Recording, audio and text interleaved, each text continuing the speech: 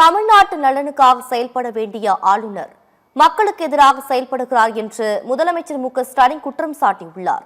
கடந்த 3 ஆண்டுகளாக ஆளுநர் ஆர்.என். ரவி ஒரே காரணத்தை சொல்லி சட்டப்பேரவையில் இருந்து வெளியேறியுள்ளார் என்றும், அரசின் உரையை படிக்காமல் ஆளுநர் வெளியேறியது மக்களாட்சிக்கு விடப்பட்ட சவால் எனவும் விமர்சித்துள்ளார்.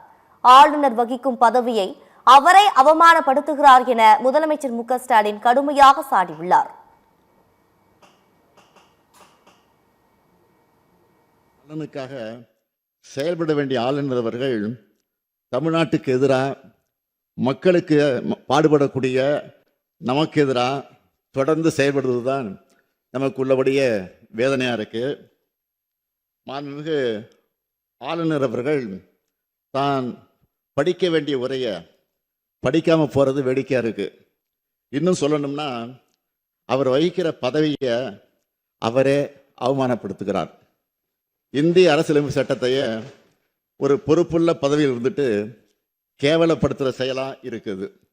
அதுலேயும் கடந்த 3 வருஷமாக நம்முடைய மாண்புமிகு ஆளுநர் அவர்கள் ஒரே காரணத்தை திரும்ப திரும்ப சொல்லி மக்களால் தேர்ந்தெடுக்கப்பட்ட ஒரு அரசு தயாரித்து கொடுத்த உரையை படிக்காமல் வெளியேறுவதை மக்களாட்சிக்கு விடப்பட்ட சவாலாகவே இந்த பேரவை கருத வேண்டியுள்ளது.